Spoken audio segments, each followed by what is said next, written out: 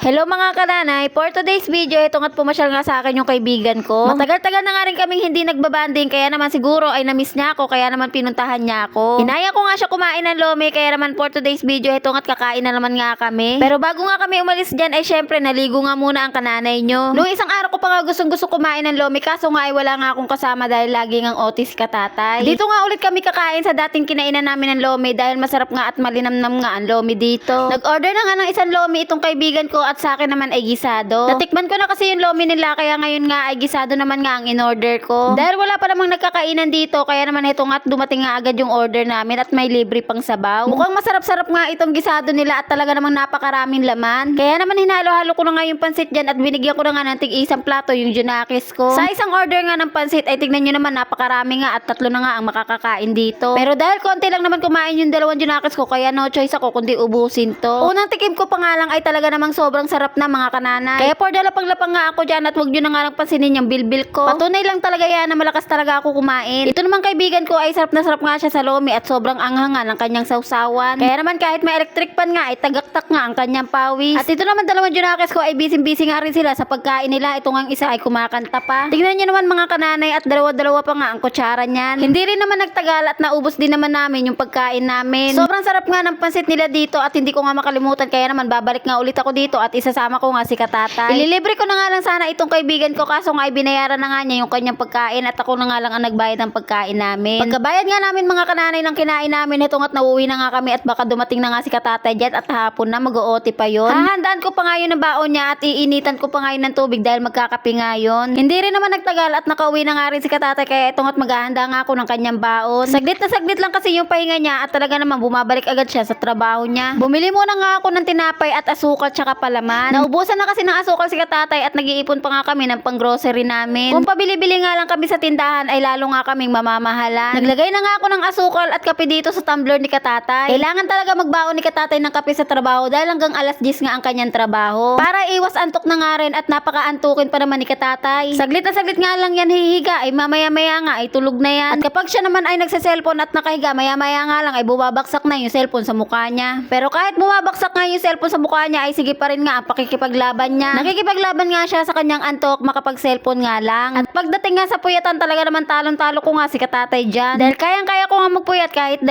gabi pa at buong araw. Basta merong pagpupuyatan ay magpupuyat ako, pero pag wala naman ay bakit ako magpupuyat kung wala naman akong pagpupuyatan. Madalas lang talaga ako nagpupuyat pag nagagawa nga ako ng content, pag nag-e-edit at nagpo-voice over. Nang mapaghanda ko na nga ng baon si katatay, hetong at umalis na nga rin siya. Palagi nga siya nagmamadali, akala mo naman ay lagi nga siyang malilate. Kaya hanggang dito na lang muna nga mga kananay at abangan nyo na nga lang ang mga susunod kong a-upload. Salamat sa panonood!